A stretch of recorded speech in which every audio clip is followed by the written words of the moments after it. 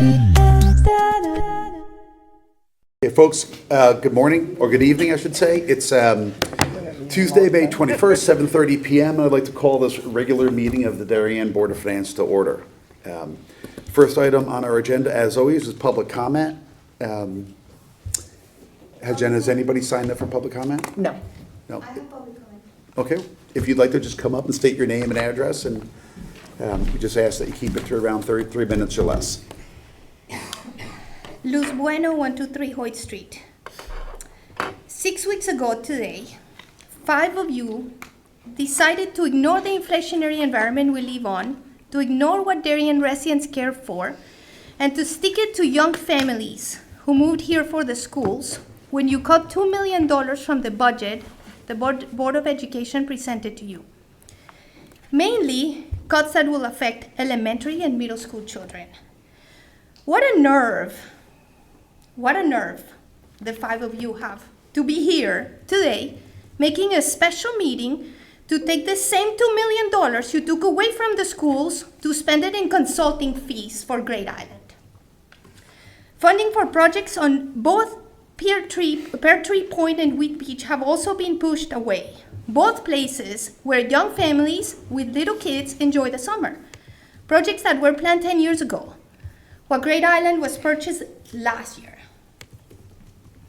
I love Great Island. I take walks there weekly, and I supported the purchase. I never imagined that it was part of a swamp agenda, concealed as a preservation project. 6 weeks ago, you frequently used the term fiscal responsibility, budgets that are responsible, when you cut the school budget. Today, fiscal responsibility requires that you say no to this $2 million special allocations for Great Island that doesn't even have an RFP. And that you give the schools all the money they're asking for. So we don't know what we're buying in Great Island, but we know what we get from the schools. We don't know what the $2 million are buying us, other than a glossy presentation. Besides, if the selected quotes are $900,000 to $1.9 million, why is this a $2 million allocation? Is it because in swamp projects we can leave $100,000 in extra in case someone wants them? What the schools have to justify every penny, and families will have to pay for their kids to play sports. And the schools have to come here over and over to beg for less than $250,000. And why are the $2 million not mentioned in today's agenda? Just like all other appropriations tonight. Are you hiding this from the public? Is this a FOIA issue? We can't sustain 6.5% budget increases, Mr. Palin said, for the schools 6 weeks ago. What we really cannot sustain is $2 million fees, consulting fees. These allocations should be dropped to the ground until our school's budget is adjusted to inflation. We cover the hole you created during the last 5 years while ignoring inflationary forces, until we can stop firing teachers or for lack of resources, until we can add programs that put our kids in Connecticut on a path of innovation, growth, and prosperity, until our kids stop taking refuge in California, Idaho, and other western states. Thank you for your comment. Does anyone else have public comment? Okay.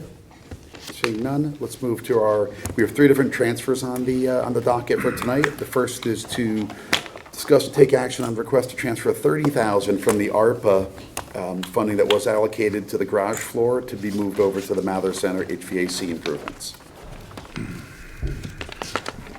Ed, how are you? Fine. Thank you very much for having me tonight. Ed Gentile, Director of Public Works, Town of Darien. Have in front of you is a request to transfer funds previously set aside for the DPW garage floor and move them over to the Mather Center HVAC improvements. In the description, I give you some of the facts about the unit. This 30-ton AC unit on top of the Mather Center is the original unit that was there when it was the Board of Ed.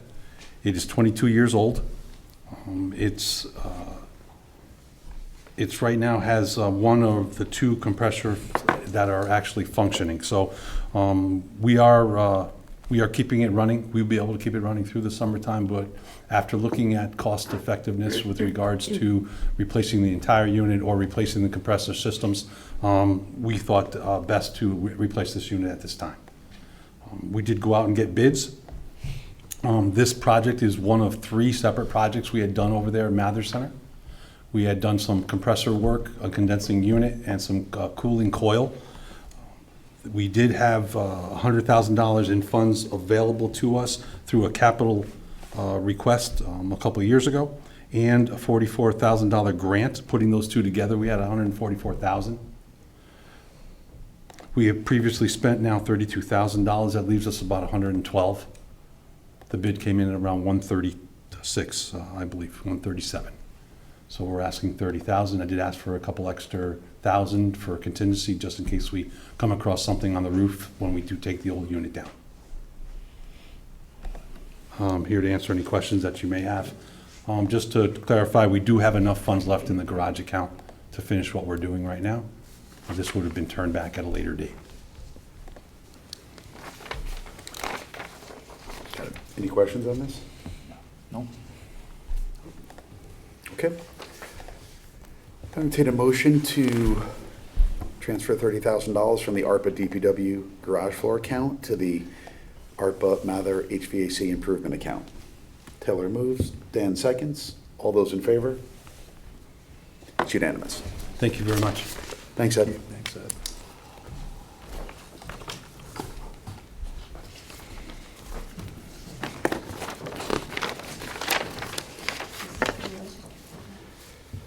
The next item is to discuss and take action on the request to transfer $25,000 to the Weed Beach Meadow and Trail project here. And this is going to come out of the Board of Finance capital reserve. Yep.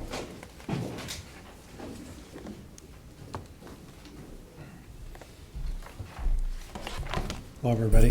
So in following the decision of the Board of Selectmen to remand the Weed Beach Short Lane project back to the Parks and Rec Commission for review, one of the things that we asked them to do was, well, twofold actually, was to take some time and rethink that plan, which came in much more expensive than I think anybody had hoped, more than the $1 million that the folks in Weston and Sampson had estimated, and to reconceptualize that to see if we could do something that was going to be less expensive or at least phased over time. And then the second thing we asked them to do was to spend some time on the section of the property that's just past the short lane stub there that Parks and Rec had cleared. As a reminder, the reason they did that was to try and potentially reduce the cost of site cleanup and maybe reduce the cost of the bids for that project. In any case, since we're not going to move forward right away on that, one of the things that residents have expressed is an interest in making sure that we get that cleaned up and looking a little bit better than it does right now as soon as possible in advance of the summer season. So the $25,000 has got a couple of components. One of them is to do that rephasing that I just described and try to rethink this a bit. We need to pay Weston and Sampson to help us with that. That's $12,000 of the $25,000.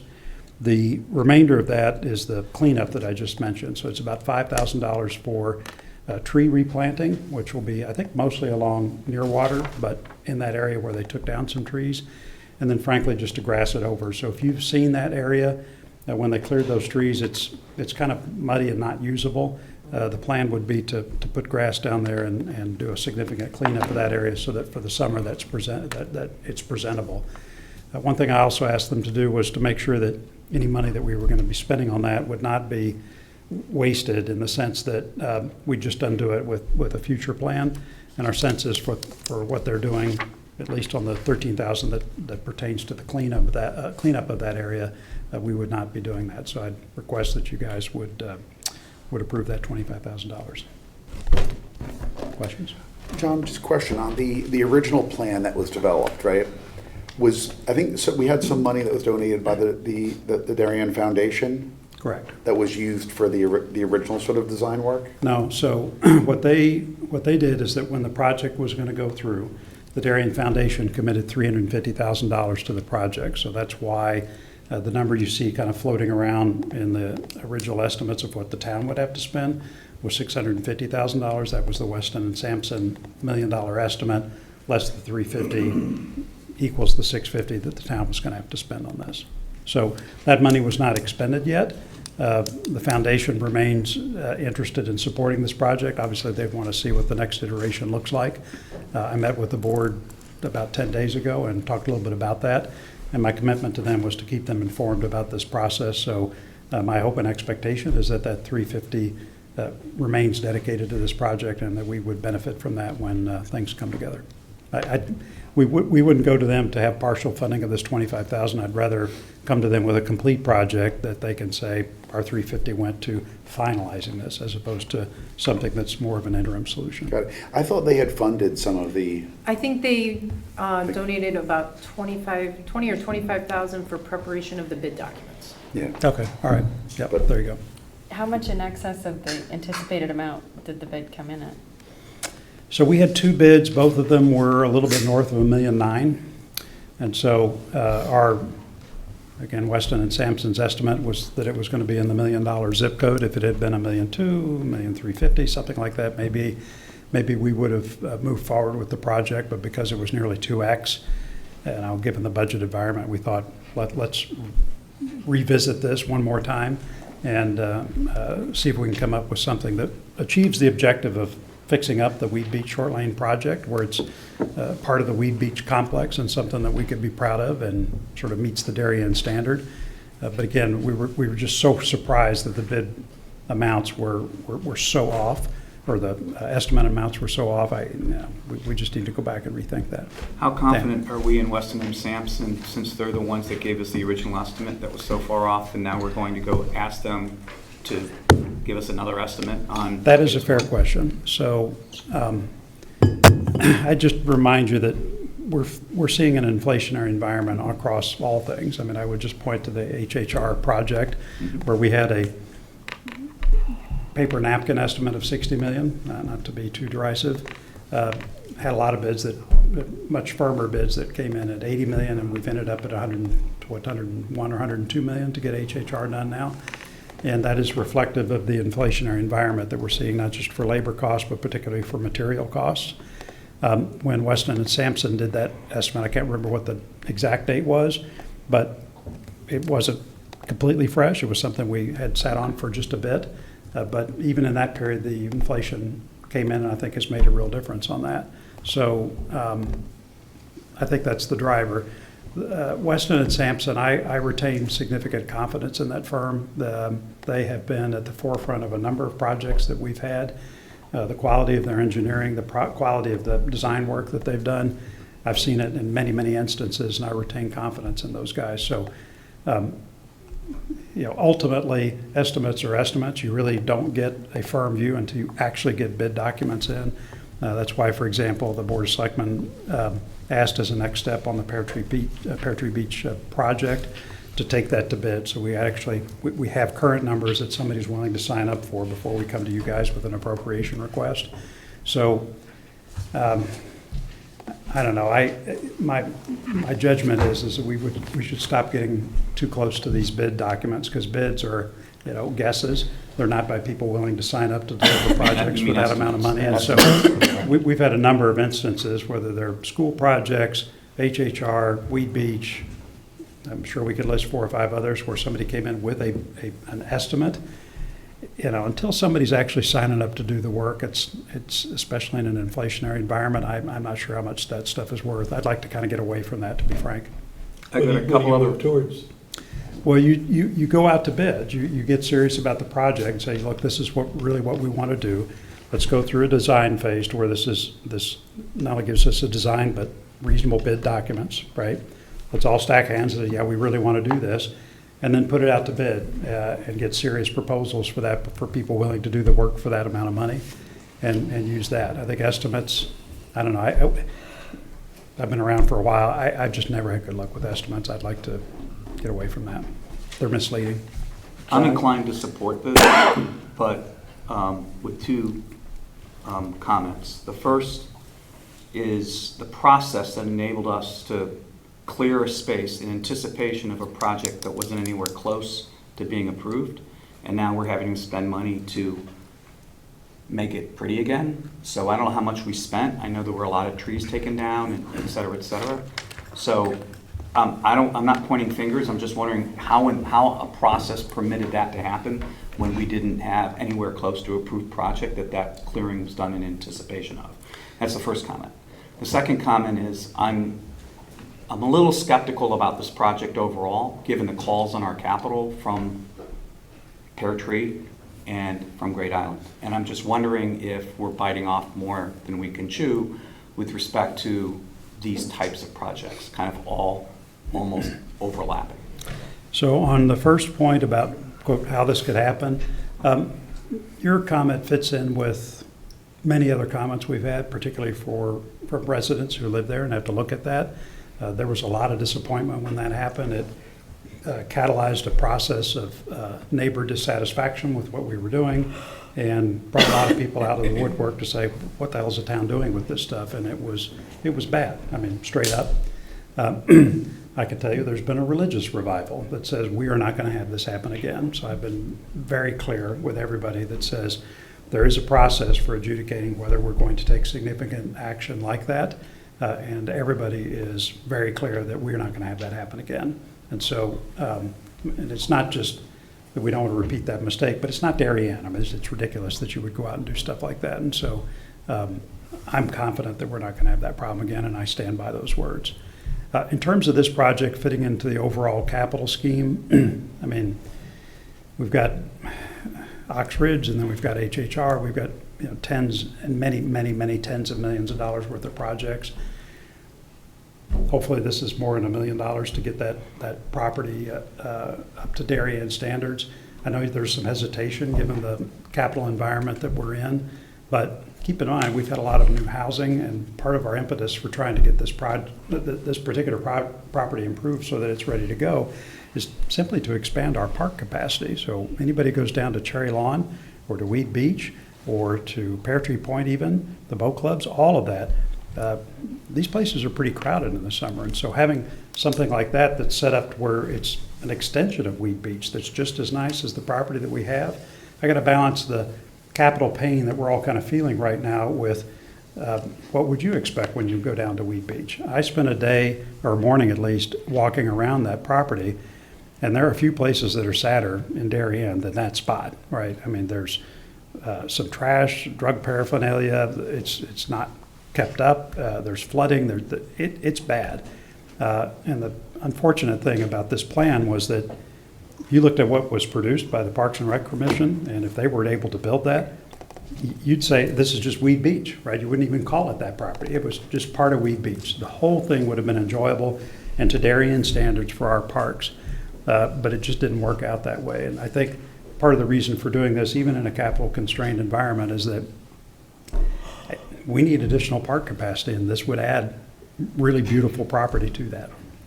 John, So- you Yes, mentioned sir. we are capital constrained, and I think the last budget cycle emphasized that for us. So let me change that. It's not capital constrained. We have plenty of capacity to spend on capital.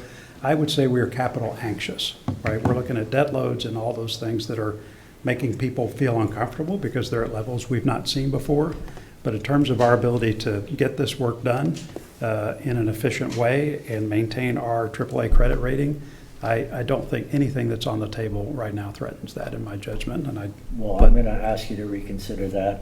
Okay. That point of view. I think when we start cutting operating budgets, we have to look more tightly at capital than we ever had before. I don't And disagree. I think in specific, we now have a $1.9 million project for Weed Beach. The original estimate for Pear Tree was $6 million, and I think in this inflationary environment, no one would be surprised if it came in at $8 million. And we've got an untold millions of dollars to come in capital improvement for Great Island. Those three are all directly competing recreational uses of dollars. And there needs to be a process in the town by which we evaluate those elements against one another for competition. There's got to be a limit on recreational dollar versus other town service dollars, right? And so we need to come up with a process by which we are going to do that. You know, David, I might disagree a bit. I think we need to differentiate between competing dollars and ensuring that every dollar is well thought out, whether it's an operating budget. We want to make sure every operating dollar is spent efficiently and wisely. I think we want to make sure every capital dollar is spent efficiently and wisely. Ensuring that those two things happen independently doesn't necessarily mean that they're competing with each other. I don't think, certainly not in my decision-making, where a capital dollar has pushed out or hip-checked a sort of operational dollar. I think we need to drill down. In fact, I think ensuring that every operational dollar is most efficiently spent and there's nothing wasted, and doing the same with capital, allow us to actually consume more of both. That wasn't really the point that I was making, but. I want to acknowledge that particular point, which is in an environment where you're capital anxious, the reality is that we need to prioritize those things. And if it means delaying something, then so be it. But I think what I'm hearing from you is that this kind of master schedule where we can see the entire mosaic of all of these things, and not just now, but call it 5, 8, 10 years from now. You know, we're looking at schools, we're looking at stuff that's not contemplated currently. I would remind everybody that our new high school is now almost 20 years old. Middlesex itself is going to need additional work. We have an obligation to not just our taxpayers, but our residential homeowners, that we maintain the quality of our schools. And I think I can speak for everybody that we're fully committed to that. But when you compare that or take that in combination with these recreational capital improvements, we need to be realistic about that and be eyes open about every last one of those dollars and just ask ourselves, are we willing to spend that money now, right? Schools really need to come first on this. Are we willing to pair that with spending on recreational assets? And if so, at what pace? And the Board of Finance is an important partner in that. Your job is to come in and look at what we're proposing, what they're proposing, and say, does this make financial sense for the town? That's why Jim had the idea before of saying, let's actually take a look at that longer term view. Let's place those capital projects and let's look at the entire debt picture from that. You guys can then help us prioritize that by messaging back saying, whatever you guys are going to do, the total debt load, right, needs to be kind of in this zip code. And I think I can speak for the Board of Ed. We want to partner on that. And the more conversations we have about that, the more comfortable you guys are going to be at the prioritization on that, because that's your job. That's what you'll sign off on for. And I'll commit to doing that. As many discussions as you want to have, because if we had unlimited resources, this would be easy, but it's not. We're going to have to prioritize it. You're right to bring it up. Other questions? So John, one other question. I know in some of the other projects, the timing by which we're trying to get some of these done, right, can impact people's desire to bid on that project or the cost of the project. So in terms of a lead, was anything to do with the schedule in which when we wanted to get it done, the time of year or so forth, did that influence the cost? So no, we really had two bidders for this. I don't know that there were a lot of other firms that would have bid for project work of this nature, so I'm not let Ed comment on that. He's not here, but I didn't receive anything from that, or we get a sense from that there was an inflation in the bid that was due to the timeline of the project. It was going to take a while to finish that work in any case. I mean, the reality is that it wasn't a construction project. I mean, this is flattening land, this is landscaping, this is a parking lot, this is a dune. So it's not like there were going to be significant material costs where we're seeing a ton of inflation right now that you'd see on a school building project. Good question, but I think the answer is no in this case. Okay. If we're thinking about changing the timing, do we need to do the rephasing plan now? I mean, do you want to just put the whole thing on hold, or do you really need to do that part of it now?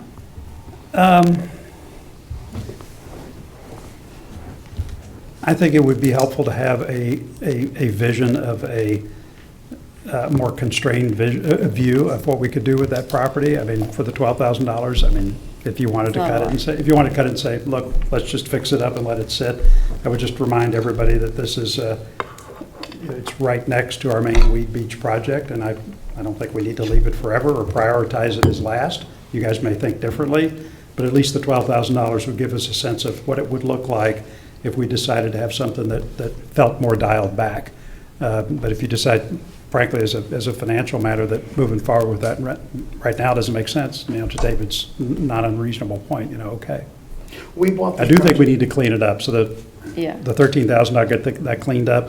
That was something we said to the residents, we would do that, and that's fair. I think we should do that. We bought this like 8 or 9 years ago, was it? Almost 10. 10 years ago? And it's kind of looked like that ever since, so.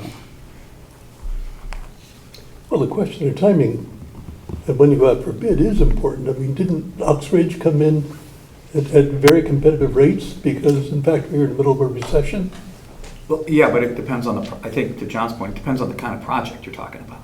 No, of course. Right, I mean, that was the schools, and same thing with HHR. I mean, so That's the Oxbridge benefited from that, HHR suffered from that, but it was much more complex set of bid documents than I think what's being anticipated here. No doubt. Yeah. Yeah, but we're talking in generalities.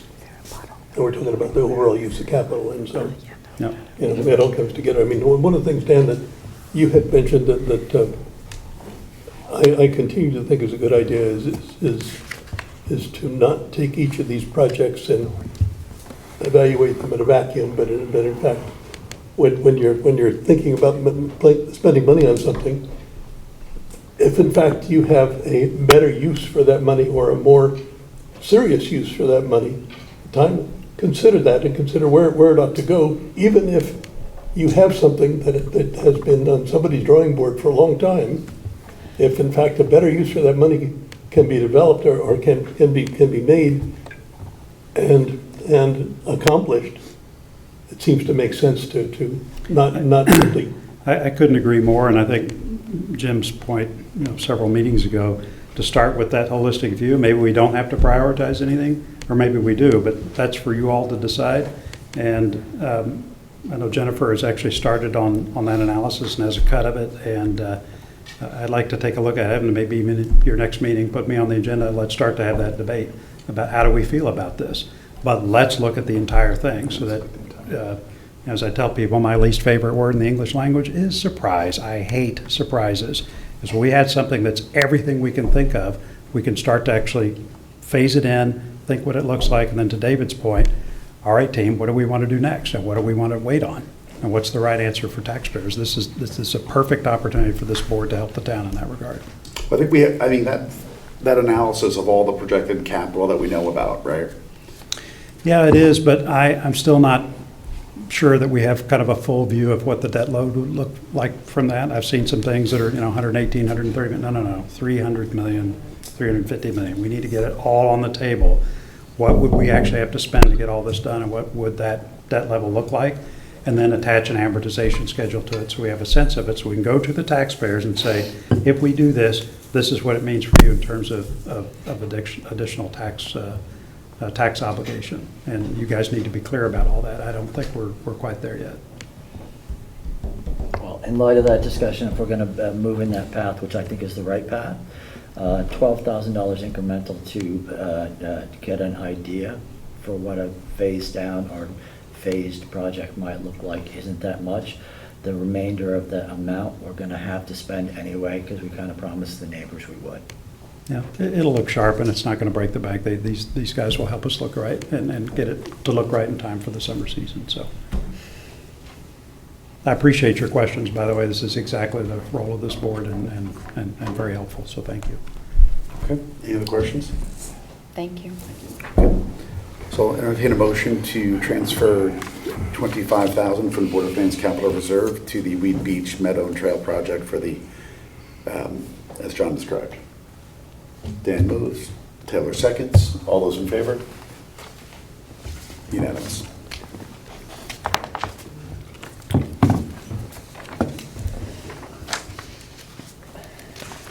Discuss and take action on a request for a transfer of $20,000 to the P&Z for P&Z consulting use.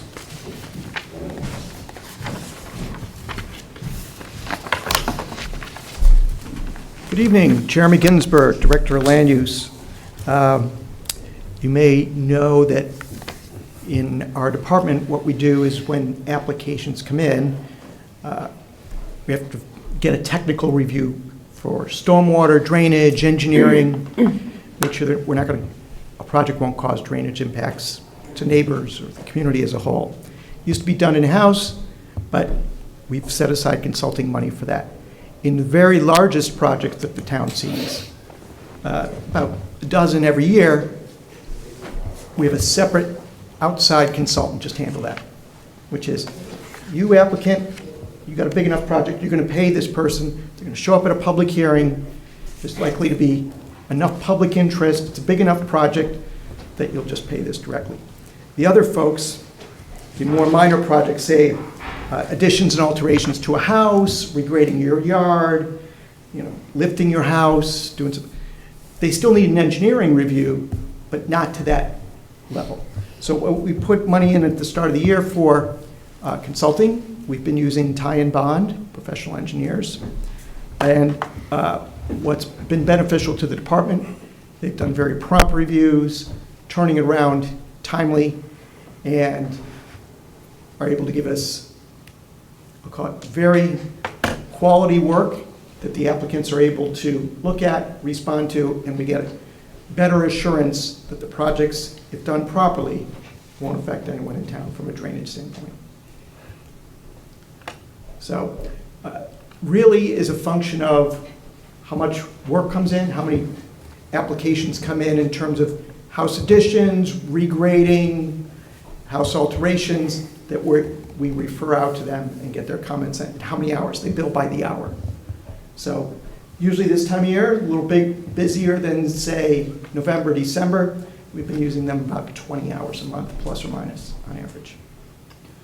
So we're on the hook for those fees rather than the homeowner? The homeowner does pay application fees. It was May 22nd, 2023, a year ago today, that the RTM raised the application fees, both to go to a land use board and as well for a building permit. So the applicants oftentimes will pay to go to the Planning and Zoning Commission. Then they'll pay again for the building permit from the zoning review, and then they pay the building permit fee. So we hit them up. Those fees more than offset the consulting fees? Taken together. So I know it's a revenue, so it's not in this line item, but taken together. Right, you get the planning and zoning permit review, and this actually helps the zoning permit review go quicker, because if we had to do it, we'd sit there for the hour and a half or 2 hours or whatever. This way, someone else is doing it. It ends up on the zoning officer's desk. You can say, oh, it's already been checked out. Off you go. So it saves him an hour of time. And then building will do their inspections throughout the process. Keeping in mind, some projects do not, like if you think of someone regrading their yard, which is, I didn't think was a thing, but it is a thing, to flatten your yard out. You wouldn't need a building permit unless your retaining wall is more than 4 feet high, but you would need to go to planning and zoning and get a review from that board. So, as I said, the larger projects, we just ship them out. The applicants will pay by separate check basically directly to the consultant. So we're charging some homeowners, but not others. Depends on the scope of the project. Where's the threshold? Usually the threshold is, if you want to use new house as a threshold, plus or minus. It really depends on the nature, the contentiousness. Sometimes we might get a house that's not very big, but we know it's going to be contentious. Just bring in the outside engineer at the applicant's expense, because the commission's going to want to see the engineer standing right where I am, telling the commission face to face, look, this is going to work. And that way, the public can hear from him directly rather than via a memo, and he can answer any questions. So that is done at the applicant's expense, where we believe that there's a need for the engineer to be present. A more substantive project, you may recall last year there was a proposal for a new car wash where Bertucci's is. We had the consultants handle that directly as well. The apartment building at the corner of Sedgwick and Old Kings Highway. Consultant stood here, applicant's expense. We also got a traffic engineer at the applicant's expense. So those are not included in this. It's mostly smaller projects, but still need to be reviewed. Any other questions for the board? Okay, I entertain a motion to transfer $20,000 from the 4 different accounts here to the consulting account within the P&Z budget. Dave moves, Rob seconds. All those in favor? Yeah, Jeremy, thank you. Jim, quick question, but would it be helpful if in fact in the future when these requests are made, if the revenue offsets, even though they're not accounted for in the same way, would be disclosed to us so we know up front that this is not going to cost the town money? We can add a question on the form that says, are there any revenues that offset these expenses? That'd be great, I think. Yeah. Good idea.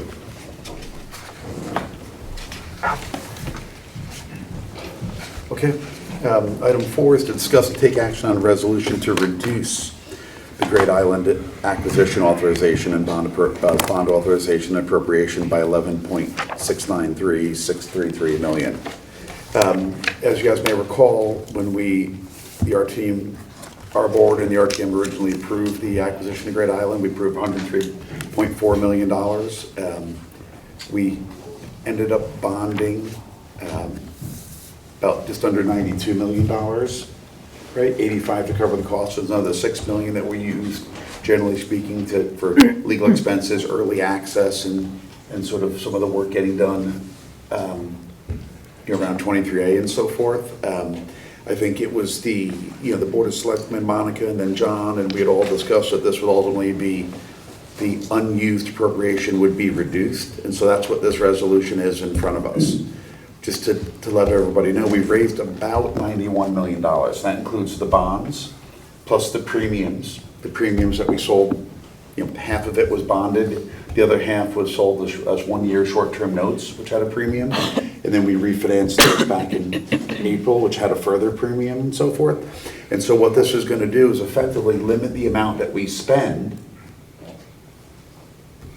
and the amount that we can raise from bonds to $91,771,366.21. So we'll need to, it'll be a little bit iterative as we come back to do the long-term bonding for the second half that we currently have as bands. We'll generally need to make sure that when we size that, the bonds inclusive of the premium don't go over that $91.7 million number. And the Board of Selectmen and the Great Island Advisory Commission will need to know that they can't go over that $91.7 million. So that's what this resolution is. And because this project is not technically done, this needs to go to the Board of Selectmen, needs to go to the Board of Finance, and ultimately to the RTM in June. For projects that are where the project is deemed complete, if you will, like for example, the Oxbridge project, when that is done, if there's unused bonding authorization there, then the Board of Finance has the ability to kind of terminate that remaining appropriation bond authorization by ourselves, right, Jen? Right. But if the project is still sort of in process, like the Great Island one is, we need all 3 boards to actually terminate the Do authorization. you have a sense for where the other boards are? Or do you have a sense for where the other boards are on this matter? So the Board of Selectmen approved it, I think 2 weeks ago, John, 3 No, weeks ago? it hasn't gone yet. I think it's going Oh, June they discussed it. 3rd. They discussed They discussed it, sorry. So they'll approve this. When's your next public That's meeting? my question. Next Monday? I think it's June 3rd. Yes, please. Not just with your board, but with the RTM. This gets to the problem that we've had with some school projects where you have to come in and you have to appropriate a massive amount of money, right, for something to happen. And then either we don't need all the money, which is what's happened in this case, or you've taken the entire, quote, $63 million for Oxbridge and you've handed all that to the board, to the building committee that's building the school, and you're done. Board of Finance is done. The RTM is done. You've appropriated the money. That commission, that committee, has full authority to spend all that money, and that's a big leap to take. In this case, what's happened is you guys and then the RTM had a final appropriation vote for the entire $103 million, which was the headline cost of Great Island. When we did the bonding, the bond proceeds net of all the costs were in the $91.5 million zip code. So we took in those proceeds, we spent the 85, we spent a little bit more than that on some of the quote, get ready investments that we've had to make for Great Island.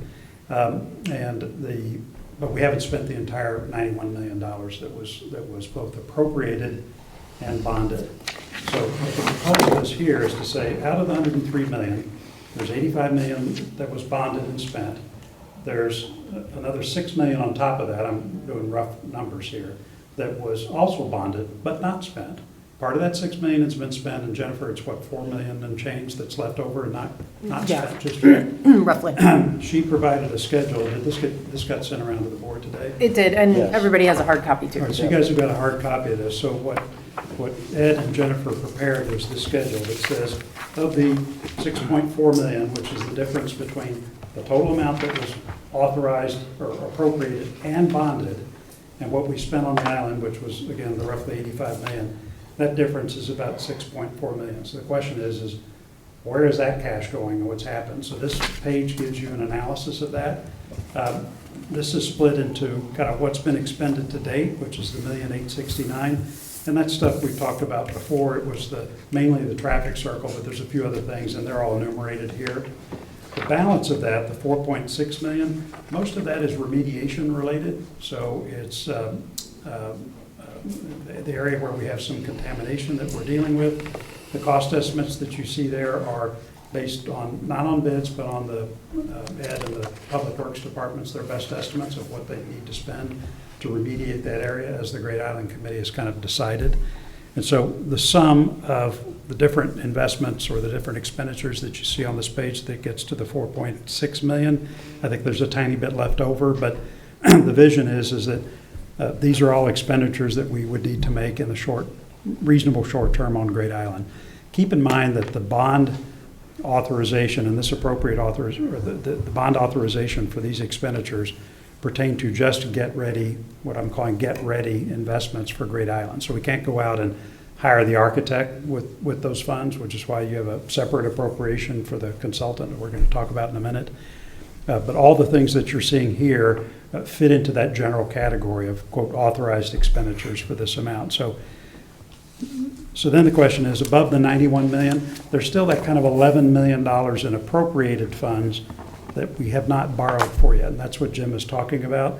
Our sense of the Board of Selectmen and our recommendation for you is, for you guys, is to release that authorization, which would mean that if we were to spend any more than the funds that have been appropriated and bonded, we would have to come back to you for an appropriation. So this is about just rescinding an appropriation for which we just don't have a plan yet, and I don't think any of us like random appropriations sitting out there without a plan. So we just want to get that back. You guys should rescind that.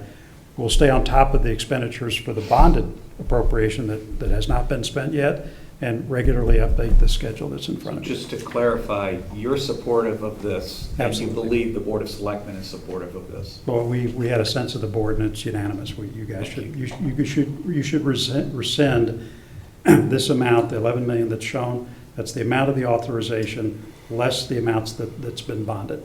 Right. And the two big placeholders on here, as John said, are the remediation. It comes in a little over $2 million. And in speaking with Ed, those are really worst-case scenario estimates. Because it's remediation, he really doesn't have a good idea yet, but he thinks those are worst-case scenario. So it's entirely possible that we will spend less than this, in which case, when we have those final numbers, that $49 million that we're still holding as notes, we would only permanently finance the amount that we actually spent. So a year ago, we had this conversation, and I think some of us were very supportive of doing this. So personally, I appreciate the fact that we are doing it. Yeah, and my commitment, certainly our board, I want to see this schedule just updated for every monthly meeting, or once a month. We ought to just stay on top of the expenditure of these funds, because you know what?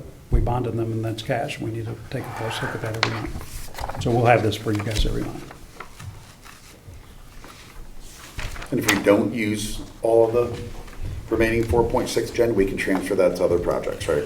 Well, we haven't permanently financed it yet, so we still have $49 million as notes, but remediation may take longer than the year that we have those notes out. So if we decided to bond the full $49 million, these weren't all done yet, we ended up spending less, we would transfer the unneeded proceeds to another active project.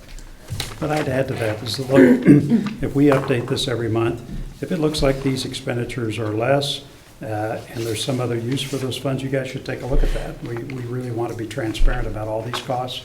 We don't want you to say in the future that we were confused about what was being spent. That's over, so you'll have this every month. Any other questions? Okay. So entertain a motion, a resolution amending an appropriation and bond authorization of $103,465,000 for the purchase of 60 acres known as Great Island to decrease the appropriation and bond authorization by $11,693,633. Dave moves. Dan seconds. All those in favor? Unanimous.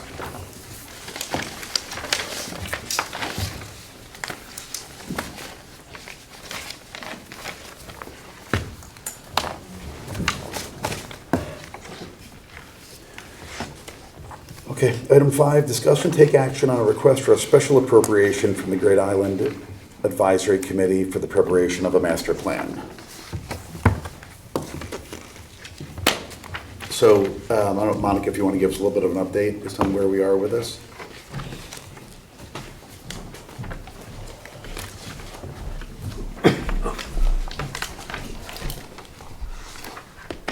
Hi, everyone.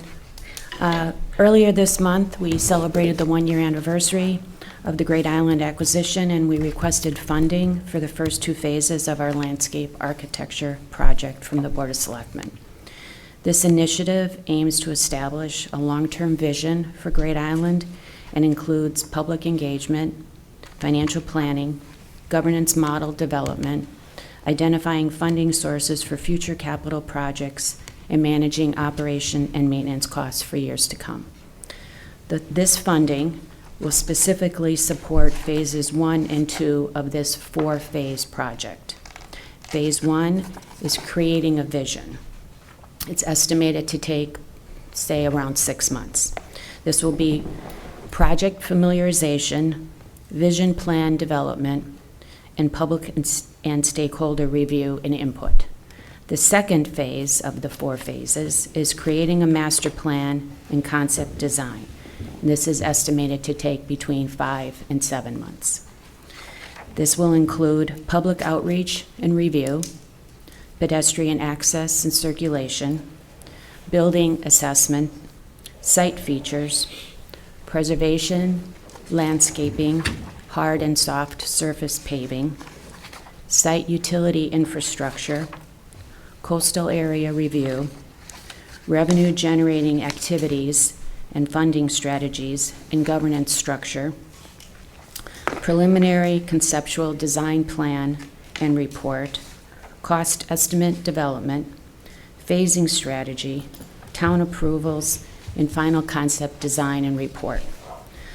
The phase 3 is construction document and preparation services, and phase 4 is bidding and construction phase services.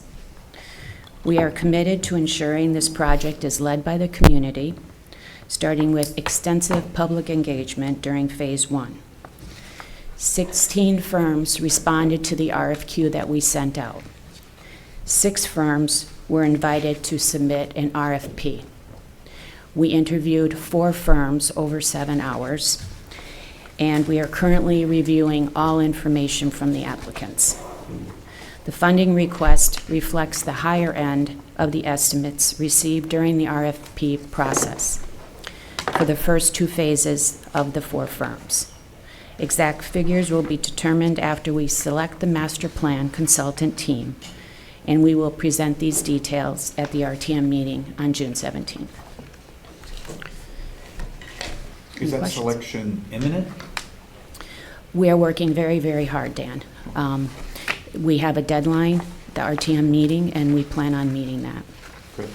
And why the need to make the request prior to selection of the consultant? Because when the bids came in, we needed to react to the calendar as it was. And that included the RTM meeting on June 3rd and the RTM rules meeting on May 20th. So we went before the Board of Selectmen with a range not to exceed. And we're asking you to accept that same because we haven't nailed down the exact consultant. However, when we go before the RTM, we will have a specific number. That's actually something that I struggle with a little bit, because we have a very disciplined capital approval process in town. And I'm trying to think of other projects of similar magnitude. Say, for example, we've had 2 firehouses in here in recent time periods to replace engines. And they come to us knowing who the builder is, having a fully vetted 100-plus page spec sheet where every knob, every piece of equipment goes, an exact timeline for when the build will start and when the build is expected to be completed. So those are the types of capital requests that we typically look at for an amount of this size. So not knowing who's going to do the project, how much it's really going to cost, that doesn't feel consistent with that capital discipline.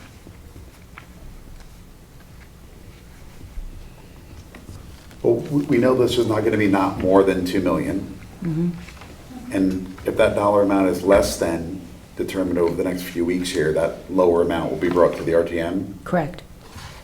Do we want to set that precedent? I mean, do we want the next fire chief to stand before us and say, we haven't selected who's going to build the truck yet, but we know that it's not going to be more than $2 million, so just give us the approval now and we'll spec it out and let you know? Because that's the precedent we're setting. Well, I think this is the same way like for school projects, right? We get an estimate what it's not going to exceed. I mean, right, and then it ultimately, once we bid out the documents and likely, and net of the school grants ends up coming in below that. I think another difference is on the fire truck side, they know who the builder is. So they're working together with the builder to kind of design the truck they're buying. Here, we haven't selected, quote, the builder yet. So it's a little bit different. We Which can't. is still unclear to me why we can't wait until we know who the builder is. Okay. I think the final dollar amount and the ultimate selection is going to take place after our meeting and but it needs to take place before the RTM meeting, so that I think the intention is to have them be effective, like go on July 1, right? July 15th, yeah. Is there a reason for that deadline? No, just, we want to keep moving forward on the project, and this is a multi-year project, and just this phase 1 and phase 2 is a 1-year process. And for the public engagement to start in September, when everybody is back in town, we need the groundwork to start in July. So Does the public opine on which of these is chosen? no. Which of these is chosen engages the public to determine what's going to be developed. Exactly. Right? Yeah. Yes. We started with a pool of 16, and we've narrowed it down to 4. So, Can I ask a question about something else that was in the RFP? sure. When we get to phase 4 of the RFP and there's construction referenced, my reading of that document makes it sound like those construction elements are the overall design for the island, per se. That wouldn't be specifically, what are we going to do with the big house? Are we going to tear it down? Are we going to place it? What would that replacement look like? It's not that type of construction, right? It's the overall layout of the island, the determining where the specific types of things would go, and what type of grading and other roads and access would be needed to make that happen. Right. And I think, David, that a lot of the big picture decisions will need a lot of community input. People have opinions on the spectrum. So that those questions will all be addressed in this phase 1 and phase 2. Yeah, I just want to see if my reading was right on that phase Right. portion of the document. Thank you. So this is a linear next step to what we approved a year ago. Correct. This is exactly what the plan was. Yes. This was what the plan was. This is a really big investment for the town, and this is where we measure 5 times and cut once. And so I really appreciate the community's patience with this whole process, because it is taking a little bit of time, but we're going to do it right.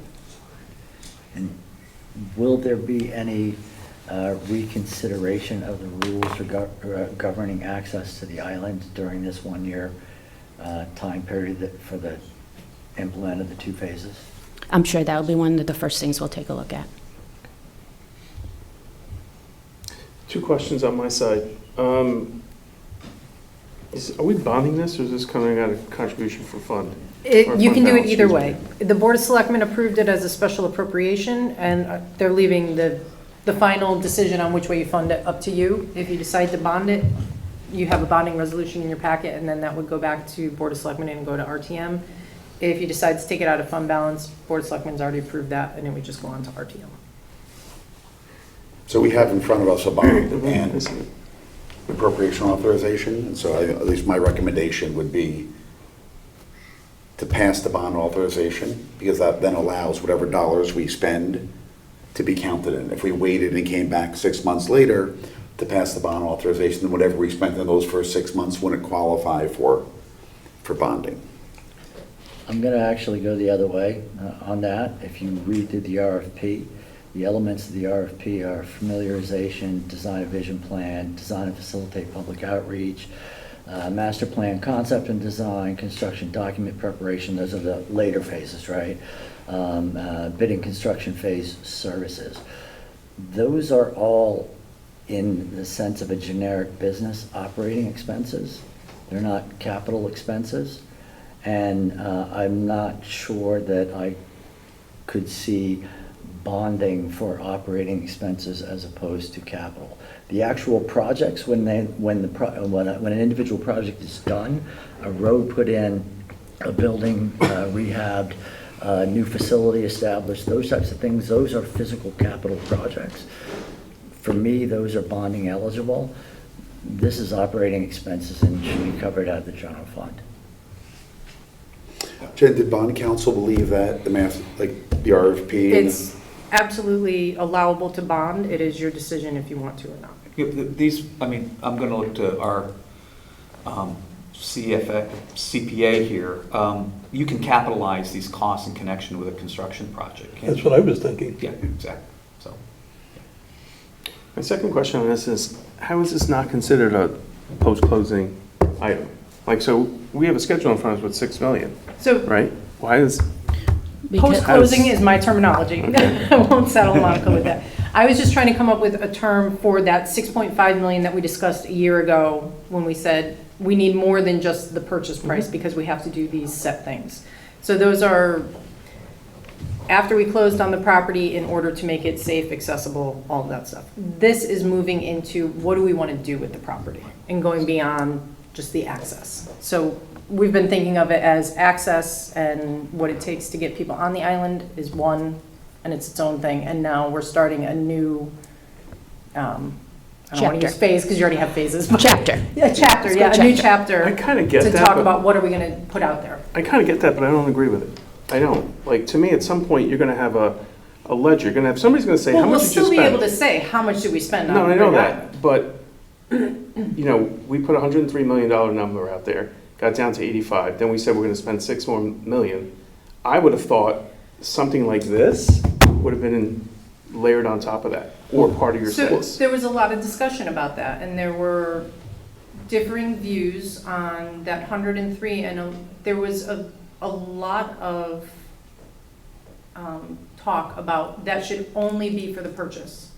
And some people wanted to bring it all the way back just down to the 85 million, and I think that 6.5 million was kind of a collaboration to come up with how much more do we want to spend out of that 103 million. But the way that bond authorization was written, the master planning would not be allowable under it. in my recollection of the 6.5, it had a schedule. There wasn't a lot of detail in the 6.5, Right. as I remember from a year ago, but it certainly did not include this. Yeah, but just stepping back. Never included kind of this next chapter. Will you read the bond resolution, right? That's what governs. The bond resolution that we passed in June of 2022, paragraph 1, outlines specific things that you could do. Buy an island and things related to getting people on the island. So that bond resolution would not have covered designing a master plan for the next 30 years.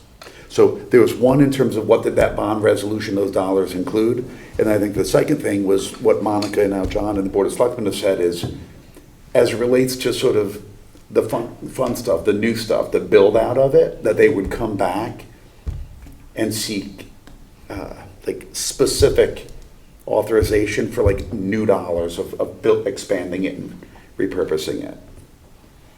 So Jen, did we bond any of these 3 items? The town plan for conservation and development, park and recreation master plan, or the Board of Education master plan?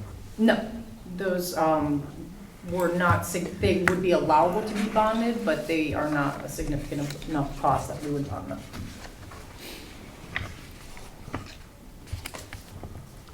Would it be safe to say that we're looking at another $2 million then, if this is half the phase? If this is phase 1 and 2 of a 4-part phase?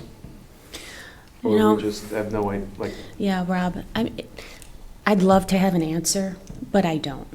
And that's because we don't know what the community wants to do out there. So until we know that, we don't really have numbers to attach to. That number is really a function of what collectively is built, is decided to be built. Correct. And it'll absolutely be a product of that total cost. Exactly. Because it's going to be the management of that project. Exactly. Which typically is a percentage of the project, right? Well, it will Yes. include all the things that you would expect, right? Is like, would the firm that gets hired serve as the actual construction manager Yes. for the project? You know, that involves a certain level of fees and liability on their part. How would the contract be structured, all those kinds of things. So that's a whole separate bailiwick, but for phase 1 and 2, that's, you know, a different animal. What phase 1 and phase 2 do include, I think this is an important part of the way it was written, it does include the cost estimation part of it. So I think in developing the master plan, it'll not only be sort of pictures, but it'll have an idea of what the dollars are associated with it. The only other comment I'd make is the detail we got in the last day or so, it would have been great if we'd have gotten that earlier. I agree. Thank you. I second that. And my last comment then would be kind of what was John's talking about and you were saying, and David said, if we're going to lay out a 3 to 5 year capital plan, put a number in for this, please, obviously, right? Because I would expect us to spend at least the same amount for phase 3 and 4. So let's not forget these type of items. I mean, we spend so much time talking about big ticket items, but it's these kind that we don't want to forget about. And that, you know what, and that's all absolutely true. And this will be a multi-year project. You know, that's how we'll address it, and we will definitely have Right, that. if we're looking at that, you know, yearly spreadsheet going multiple years, it's got to be in there. Absolutely. I would, I don't know how you pick the number, but having a placeholder for the initial actual capital projects beyond the planning, just to say, hey, we know something's coming, we don't know for sure what the number is, but let's spitball it as an idea at something, right? I don't know how to come up with that number. I will leave that to other people to help me figure out. I think when we put together the 5-year budget, right, or 5-year forecast, I should say, in connection with buying it, we had a couple different analysis. This is what the debt would look like if we spent, you know, $3 million per year for the next 5 years, $5 million per year, $10 million per year. So I think that's, Yeah, so it was, we did it at that point, so when we develop this, you know, more wholesome capital plan, let's try to keep that in there. and listen, the Board of Ed, I think next year they'll be revisiting their master facilities plan. I think we need to incorporate that in. David, as long as that number is an assumption, not an estimate, because I don't want the Great Island Committee or the town to be beholden to a number that we're just using for planning purposes. Understood, right? this is for. It could be low, it could be high, right. This Yeah. board's Yeah, planning exactly. purposes for, you Yeah, know, exactly. anticipating what we expect to run into.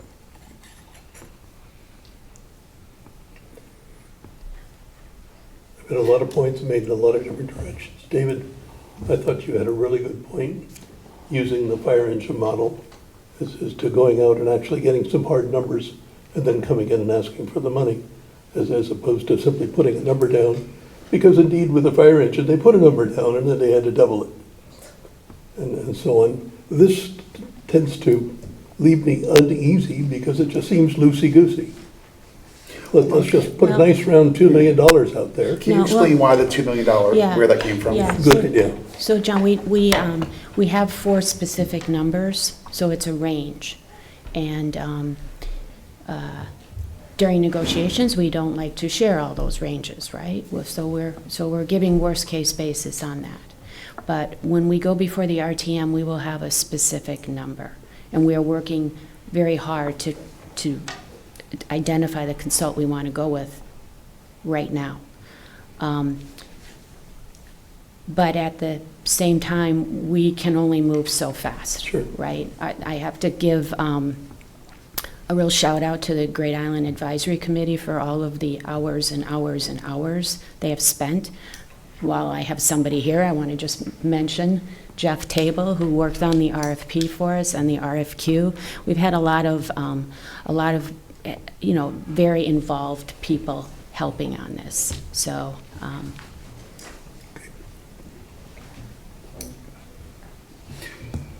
So what I would say is we have a bond, an authorization, an appropriation resolution in front of us. I was going to recommend sort of a changed first sentence, which I ran by in connection with some of the conversations with Dan, and I ran by Jen. And so I can read that for a section. Do we want to hold a vote on whether to appropriate the funds separate from the bonding thereof?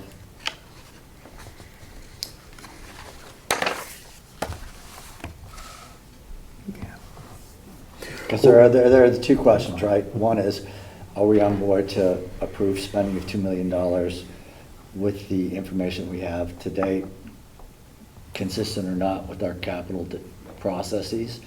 The second is, how are we going to pay for it? So it's kind of in my mind, it's kind of 2 decisions. So on that point, and that's a good one, keep in mind, this just gives us the ability to bond. If we were to bond it a year from now, 2 years from now, this board has to vote on it again to actually okay the bonding of it. So this is really just the RTM giving us the ability in the future to have an affirmative vote to bond on it. If you want to take that option off the table, we'd have to just effectively strike the whole bond resolution. No, that's not what I'm saying.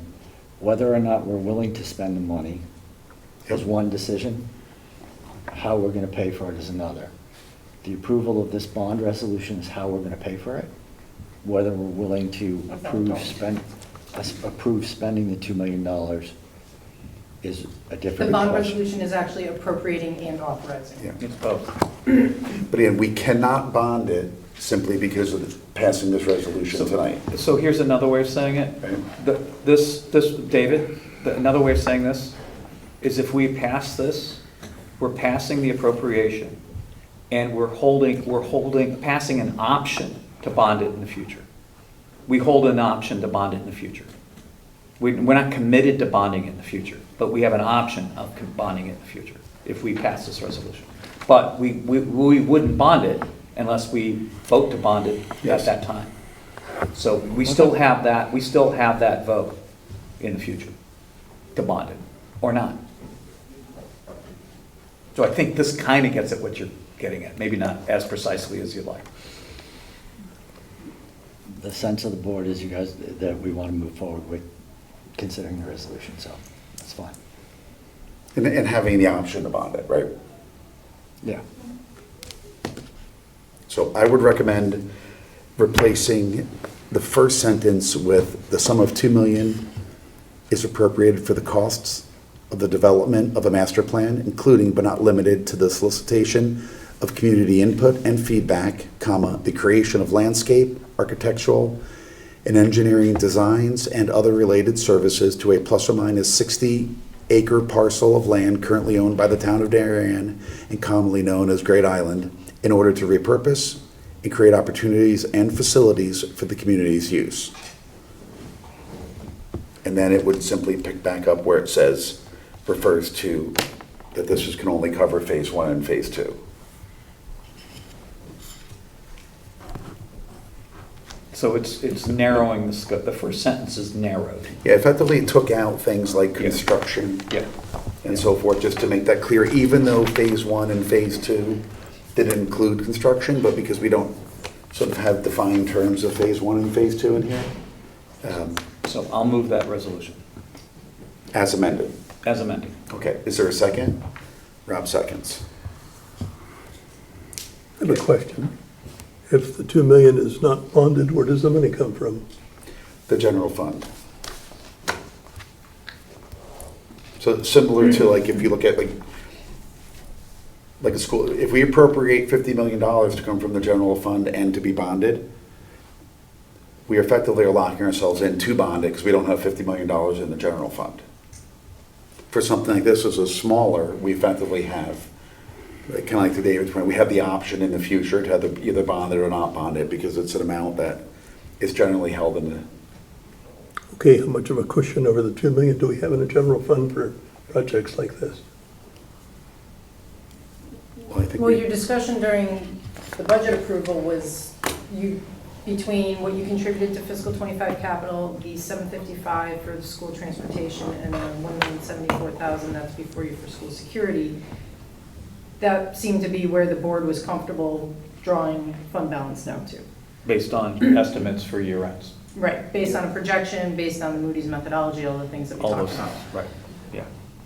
Over the course of the year, as this work goes on, and next year when we're doing our annual bonding, if we've spent enough on that we would want to begin reimbursing ourselves, it would be on the list of projects that come to a total that we're proposing to bond or notes, whatever our structure is next year. At that time, along with fire apparatus or other small projects that are on there, you as a board could say, you know, let's not issue for these, let's instead do a special appropriation to cover those because we had a massive windfall and we have a lot more fund balance and we're comfortable drawing down more. Whatever the situation may be next year, we can always look at fund balance at that time. It'll be around the same time as the budget. We'll have that whole conversation. And before we actually approve the amount to be issued in the projects that are part of that issue, you could determine to fund it through fund balance appropriation. Thank you. So we have a motion and a second. Okay, Who is the second? Rob second. So any other discussion? Okay, all those in favor? All those opposed? Okay, 5-1. Thank you.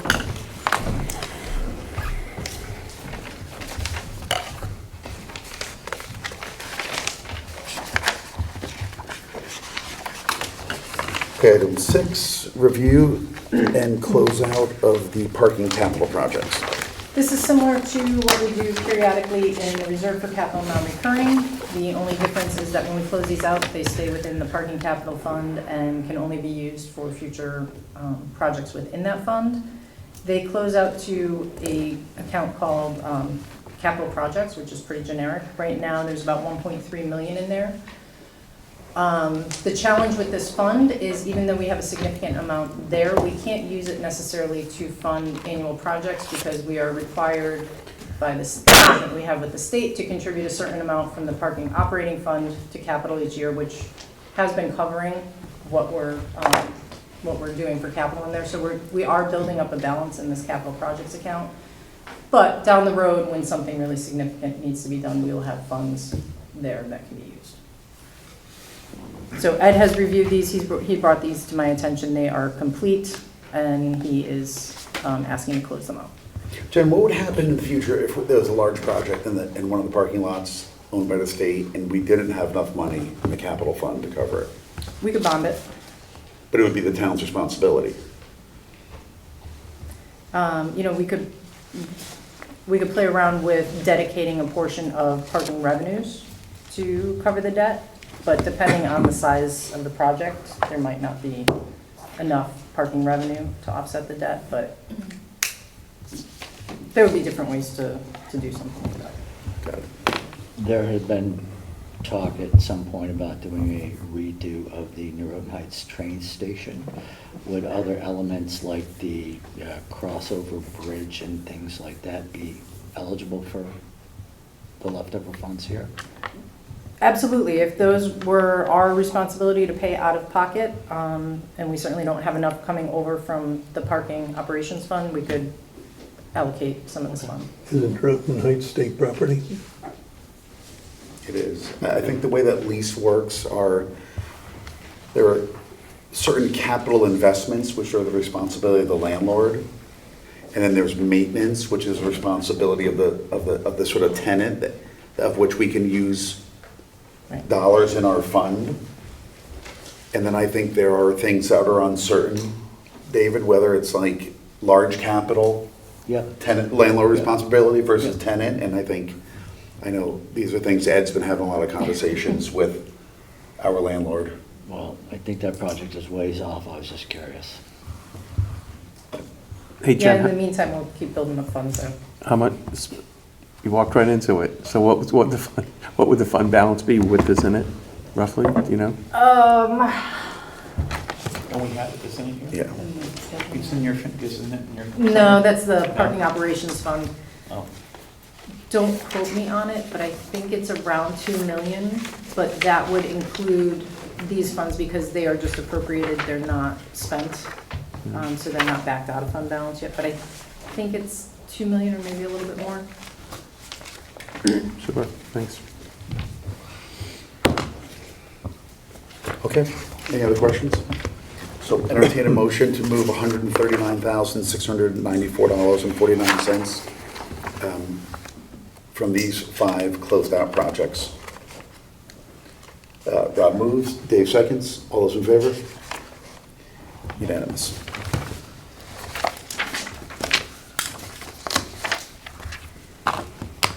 Okay, for item 7, we're going to adjourn to executive session for discussion of a school security appropriation. You gotta make a motion. So I'll entertain a motion to move to executive session and bring with us Dr. Adley, Leon, Jill, Rich, anyone else that you all want to bring? Okay. So Dan moves, John seconds, all those in favor? Unanimous. Yes, we're just going to go down to 213 down the end of the hall.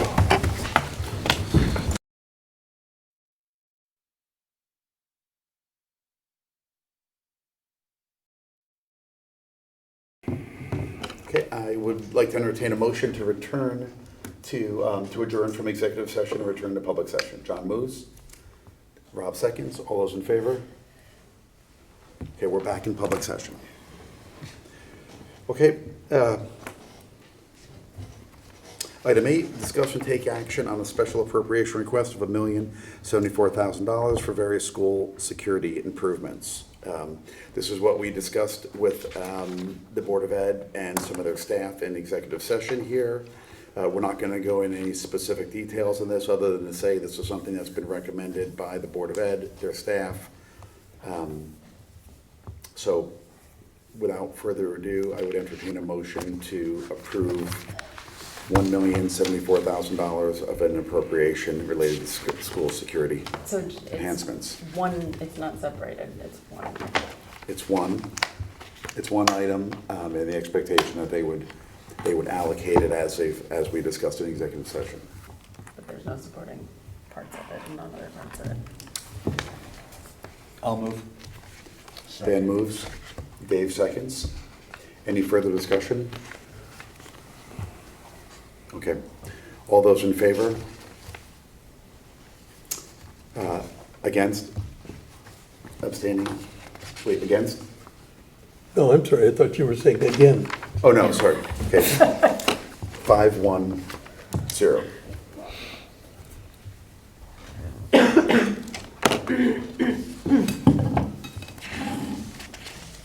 Okay, I'd like to make a motion to move item 10 to go next, which is discuss and take action on request for a special appropriation of $181,000 to the Board of Ed for their fiscal 2024 operating deficit. Move. Second? Second. All those in favor? Okay, it's unanimous. So, Alan and Jill and Rich, if you guys want to, we've listened to your meeting. You shared some materials going back a few weeks on sort of this, on the projected deficit. I guess I would ask you, are there any updates in terms of has this deficit changed materially since a month ago or so when you voted on it? The April forecast will be 177, but I mean, I would suggest we just stay, of course, with the request of anything that's not spent is going back to the town. Is that why the Board of Ed reduced it from 199? Because you were already tracking to something lower? Can I just make a suggestion? Do you all just want to sit up at this table only because Jim Cameron will say that he can't hear anyone, so maybe just sit in the middle right there? And I think So the memo says that the Board of Ed reduced the appropriation request from 199 to 181. And then I think I just heard that it's, right now you're tracking more something like 178. Yeah, right, yes, 177. And my question is that why the Board of Ed reduced it? Or if not, then why did the Board of Ed reduce it from 199 to 181? There were $18,000 in retirement incentives that Rich put in the forecast that we asked him to not include as part of this appropriation. This is focused on the special education expenses that have trended much higher than we expected. There were a couple categories, the paraprofessionals and tuition. You see those show up again in our increases for our fiscal year 25 budget, those same categories. But this retirement expense, we asked them to figure out another way to fund. So in terms of that 18,000, which was part of the early notice and/or retirement incentives, how are you paying for that if you're reducing? Sure. So we implemented what's called like a soft freeze.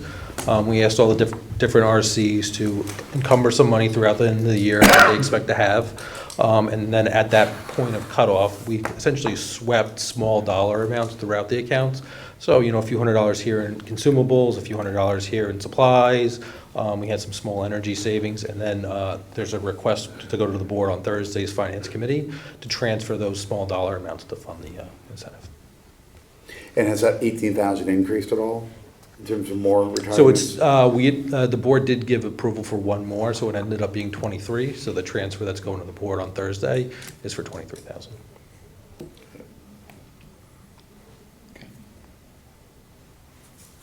So I just have one question sort of regarding this, and it's sort of a higher level question, right? I think in terms of, this started off, I think a month or so into the year, it's like $1 million deficit, and it kind of trailed its way off, about $100,000-ish per month, following your reports, which are obviously always very helpful. How do you all think about, like, when you do see yourself facing a deficit in the beginning of the year, what are you or the board, Jill, thinking about, like, during the year in terms of looking for cost savings? Not necessarily cuts, but let's call it like efficiencies and other things to try to make up that difference. Well, it's hard to tell right at the start of the year for the most part, right? Because until expenditures get up and running, so it's hard to get an accurate picture until you're a couple of months into it.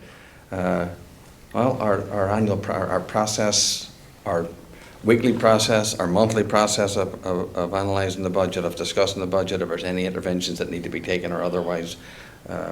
That's an ongoing thing that we do on a regular basis, Jim, to look at are things to be spent necessarily or not, or and as the months go by, generally speaking, that gets a wee bit more scrutiny as each month goes by. But with excess costs changing and so on and so forth, there's some variables there that are just very hard to project. I'd say as the year progresses, the opportunities change a little. So of course, at the beginning of the year, you notice one of the ways that we offset it was a section we didn't need for enrollment reasons. We adjusted that way. You see some other efficiencies in operating dollars, like health insurance or negotiated settlements with paraprofessionals. So continuing to negotiate either utilities or contract settlements that occur during the year, and those savings get captured as they happen. Taking a look at we also looked at revenue. There's some other more general categories, but that's at this time our current practice. One of the big things that you highlighted in the report was sort of the difference in, usually budget a certain amount of turnover, X number of employee partners leave that might be at a level 19 and new partners come in that are at a 14 and there's savings there. It seemed like looking through the report that the number of sort of retirements or turnover was like double or triple what we expected, but the actual savings by a certain step leaving and hiring back was half of what you expected. So we had 66 teachers leave this year. We thought it would be in the 40s. The savings was a third of what we expected. So we budgeted about $16,000 roughly per person. We ended up with just shy of $5,000 a person. Part of that is the pool of applicants is less. When we look at the 66 people who leave, 40% of those 66 people left after August. And so when teachers leave after August, pool of applicants, which is already small, dwindles even more. Because most people, in August, they're ready to start the school year in a couple weeks, or they're not really willing to leave if it's, November, or December, or January, whatever it might be. And so that compounded the fact that we didn't meet our turnover. So I have to make a difficult decision, like if someone's in front of me as to, do I hire this person at a higher rate or otherwise, or wait a month with a substitute teacher or a month and a half with a substitute teacher. So it's been hard to hire people, actually qualified people. So the market sort of dictates it just a little bit.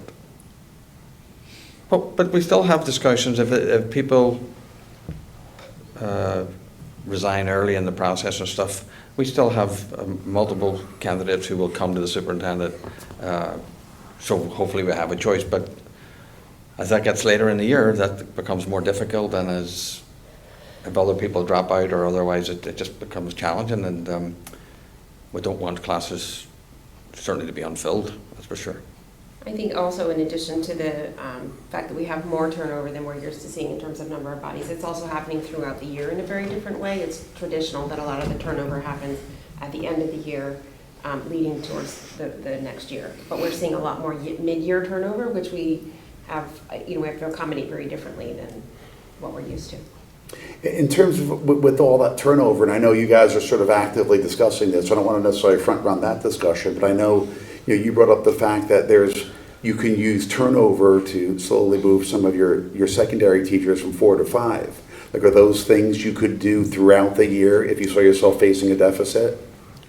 Is that something the board could have sort of engaged on? It's a little more difficult because you would end up having to take those students and disperse them to other teachers, and so disrupting them during the year.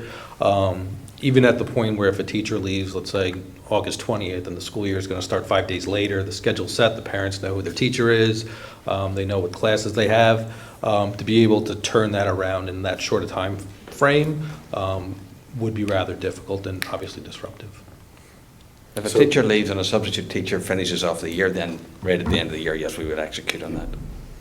But if it's like midway, you couldn't take, if one teacher left, you couldn't take 4 other teachers and have them each teach one extra section? That's not able to be done? No, not during the year. It would be very difficult. What was behind the reduction of $18,000 from the current forecast? That's the retirement incentive. Yep. So what happens, I mean, this is a fairly, 180,000 is fairly tight. What happens if, when you close your books in like July, August, September, whenever all the bills come in, what if you're short by further?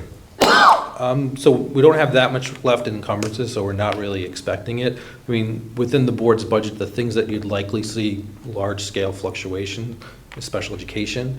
Even if there's a new unilateral placement or a new placement that happens tomorrow, and it's a significant placement, we're not paying that full cost this year because there's only roughly a month left of school. One of the reasons we also did the soft freeze was to give us that little bit of cushion and a little bit of wiggle room. So if we do have something that's unexpected, whether maybe it's overtime because of an emergency at the school, or teacher goes on a leave and we need a substitute that we weren't expecting, there's an opportunity to pull money from some of those smaller accounts. It would just be a transfer that might take 20 or 30 line items. But to the extent you did go over, like, I mean, you can go over, you just ultimately need to kind of would come back to us before you close out. You don't necessarily need to be net zero by No, I July mean, 1, right? correct. I mean, we don't really close our books out until the first week of August. Yep. You know, a good example is electricity. We consume electricity on June 30th, but we're not getting billed for that electricity on June 30th. So there's, a period of 5 or 6 weeks that we have to kind of reconcile our books out. Okay. Are you suggesting a wait-and-see approach, or? No, I just, it sounds like you kind of dial it up relatively close and just trying to understand like what the process would be if you needed more. Yeah, I'm not expecting us to need more than that. Just a quick question on excess cost reimbursement, sorry, dropping to 67, I think it's the lowest I've ever seen. It's the lowest in a while. Yeah. Is that state or is it quality? Like, I know it's a certain amount of claims going in and Yep. quality, but is it? So the state saw more submissions this year than it ever has in the past. And so the state submissions were about $80 million more than the budget that the state set aside for excess costs. So when the claims exceed the budget, which has essentially happened every year since I think 2009, they proportionally reduce everybody's reimbursement rate. Had the state not put more money into excess costs, the reimbursement rate actually would have been in the high 50s this year as opposed to in the 60s because of how big the claims are. So that's one of the things that everybody's grappling with now is the lower excess cost reimbursement. Yeah. Did we see the same increase in our submissions that was that consistent with statewide? So in Fairfield County, for sure, we've seen a lot of increased submissions in neighboring districts, whether it be Westport, Norwalk, Stamford. I mean, they've all seen large increases. And so when we look at our neighboring budgets in Fairfield County, I mean, the two biggest drivers have been special education and health insurance. And that's been the same for us. So do we think it's COVID-related, or is it like ability and capacity related to file claims? So it's a combination of some catch-up services, and some of it is inflationary costs that out-of-district providers have seen. So as they've needed more people and they've raised wages, then they've in turn raised tuition costs for districts. But I know that some districts didn't have like the manpower to actually process all the claims in the past. Are they all caught up now? Well, some districts apply for claims differently. I mean, so Darien, we submit claims whether it's in district or out of district. I mean, there are some districts that will just submit out of district claims and they don't really look that hard at the in district claims. As budgets have gotten tighter and special ed costs have gone up, everybody's kind of looking for every last penny they can get reimbursed.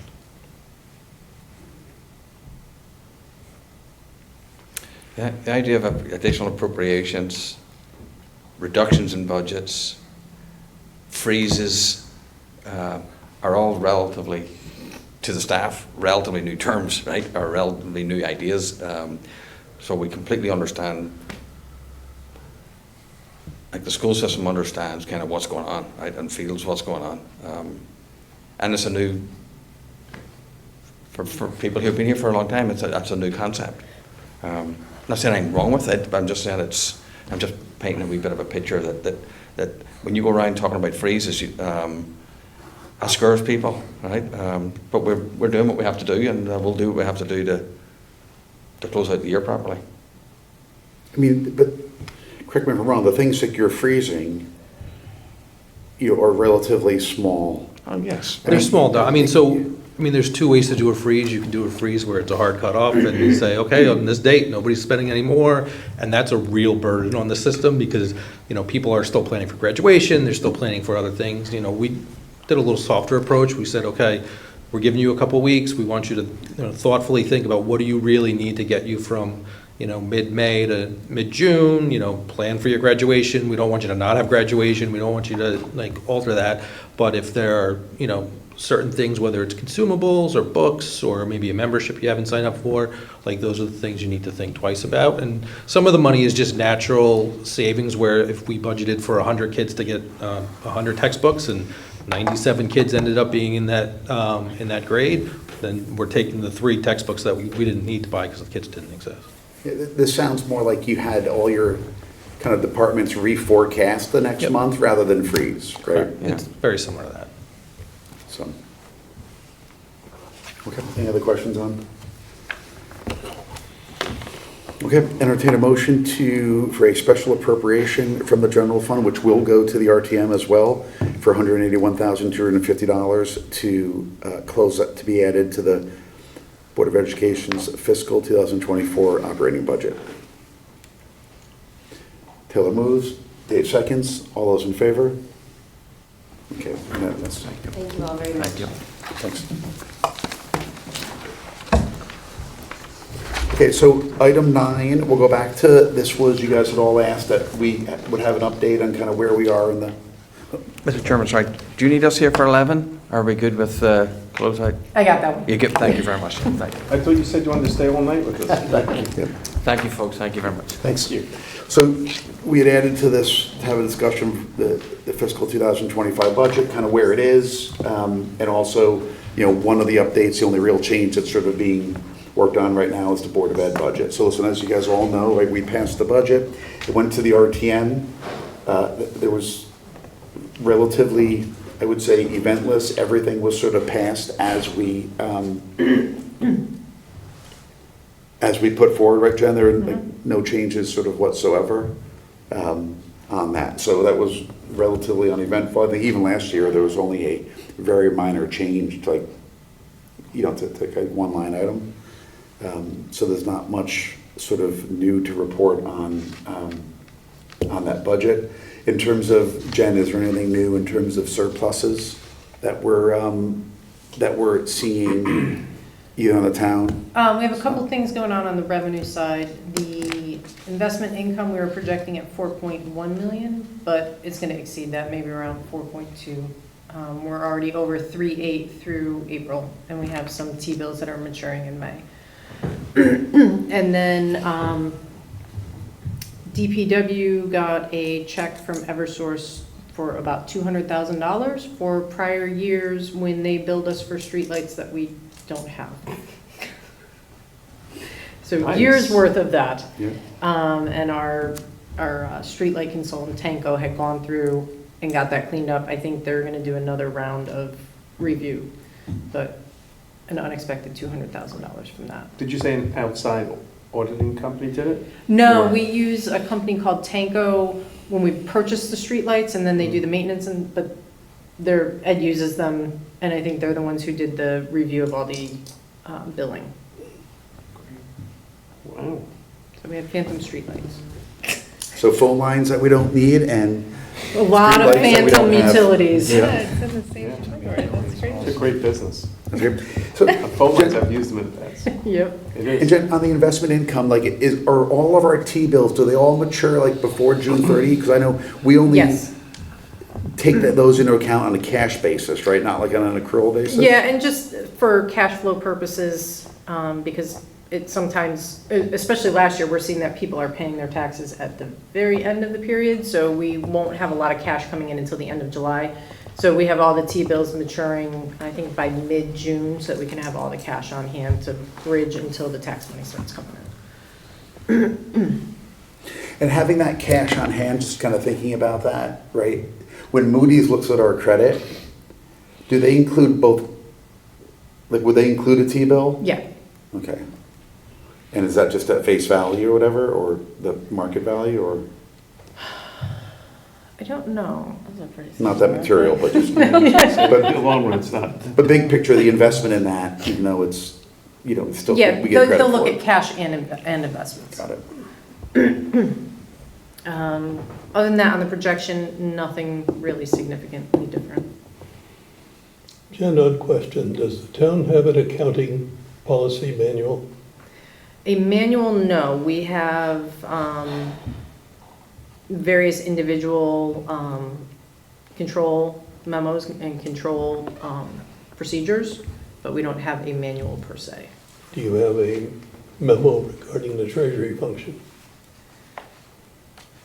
We have the investment policy, which guides most of that, and then the treasury function factors into some of the other control memos, but I don't think we have one specifically on treasury because it's guided by the investment policy.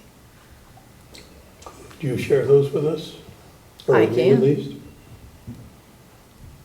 Yeah, I can absolutely send those. Thank you.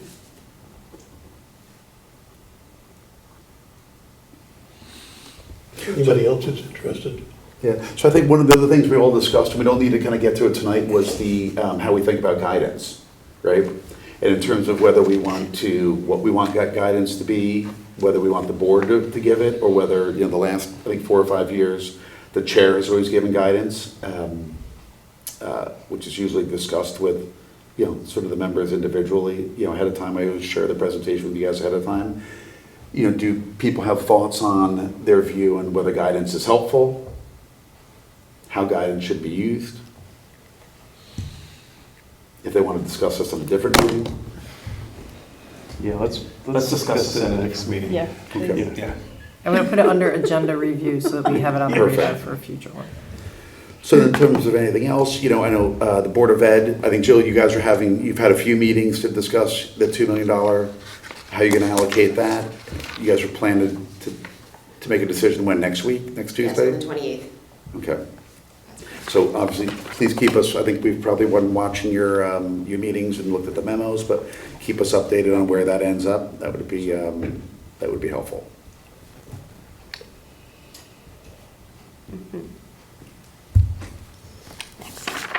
Any other discussion topics around the 25 budget? Okay. Next item is take action on request for a special appropriation of $67,514 for a refund of the state school construction grant. So any of you who have been serving on boards long enough are familiar with the shuffle project. This is the final piece of the shuffle. There was a state grant component to it, and we had received 400, I take that back. We received $583,000. The state conducted an audit after the project was done. They conducted that audit in 2019, and on April 29th, 2024, we received the final letter of the results of that audit. And they have deemed about $450,000 of our submitted costs ineligible, and as a result, the state grant is reduced by $67,514. Since they had already paid us, we have to refund that amount. And the project's already closed out. We have no opportunity to bond. We have no unused funds in there because it's closed out for almost a decade. The final cost for 2016, right? That's where it's, Yeah. And were there not like two numbers that were flipped? COVID. Yes, In the- I think it was, yeah. There was some transposition in the original findings, yeah. And the audit was done 5 years ago. Yeah. So once we do this, I can get boxes out of my office. Because Okay. I knew as soon as I sent them downstairs, I would That is do That is that. what is why we're gonna Motion approve to this. approve. The motion, David moves. Motion to approve. Okay, guys, David moved, Rob is I think it's my second. acclamation.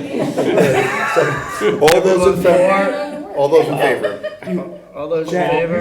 All those in favor of keeping Jen's? Yes. We would have been out of here 2.5 hours ago. All those in favor of Okay. keeping Jen's? Can we have a office motion clean? on the floor? All those in favor of this appropriation? It's unanimous.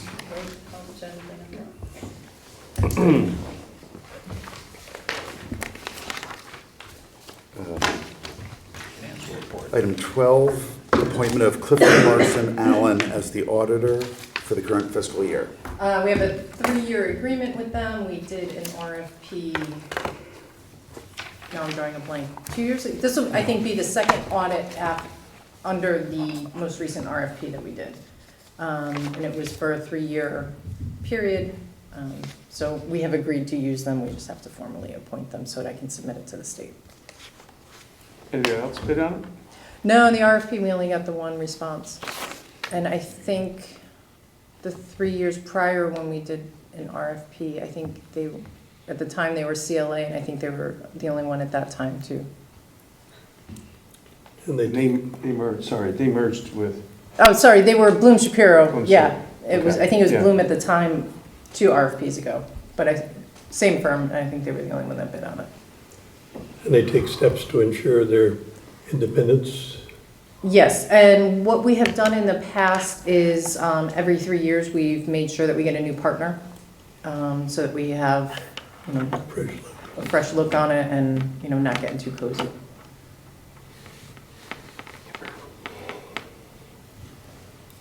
Okay. Any questions? Accept the motion to appoint Clifton, Larson, and Allen as our auditor for this year. John moves. Rob seconds. All those in favor? Unanimous.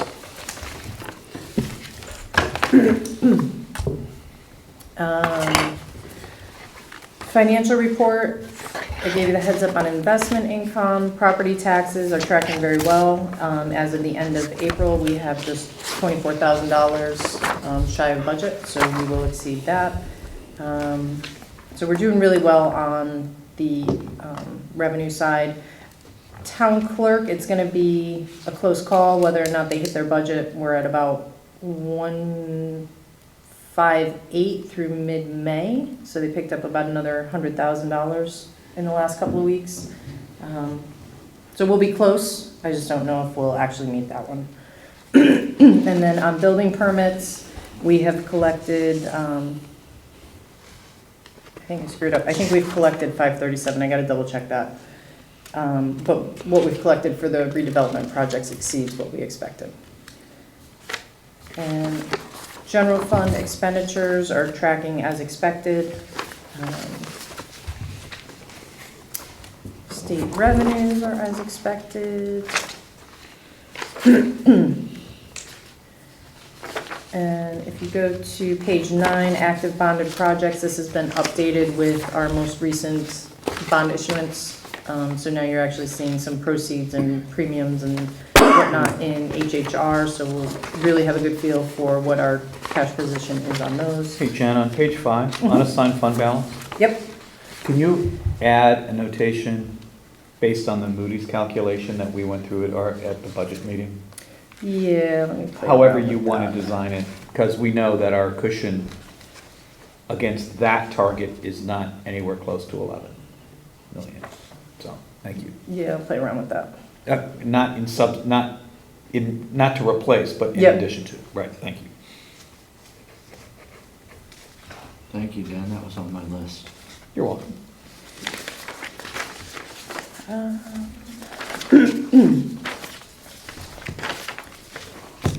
Page, Jen? yeah, On page 13 or 14? that's where I was just gonna Oh, go. okay. I wasn't gonna say much, I was just gonna say, on page 14 is Great Island, and you have the additional detail, and as John said, we'll start providing that every month, that breakdown with the estimate and the spent to date. So as those things start clearing through, or we get better estimates, you'll see that. The Board of Selectmen is getting this now too? They get the full Board of Finance packet quarterly, and it is posted online. It is not distributed directly to them. Got it, okay. I was going to ask about the 20, oh, Go ahead, no.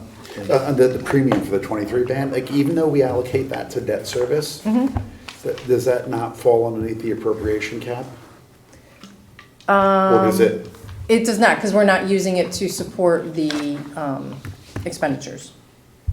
It's being used for debt service. It can be pulled off to the side, and it's using to pay the debt service on the issue. Because the debt service is not budgeted as part of the project. So we put it in debt service fund. So then we'd only ever be subject to our bond cap there. Right. But, so if you see up above on the bond premium, Yep. that we are using to fund Yep. the expenditures.